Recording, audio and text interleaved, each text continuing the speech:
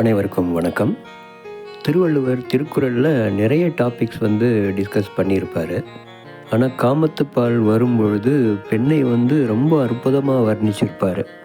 அதிகாரம் 112 நலம் புனைந்து உரைத்தல், அதில் ரொம்ப ரொம்ப அற்புதமாக வர்ணிச்சிருப்பார். அந்த அதிகாரத்தோட முதல் குறள் இப்போ கேட்போமே. நள் நீரை வாழி அனிச்சமே நின்னினும் நீரல் யாம் வீழ்பவள்.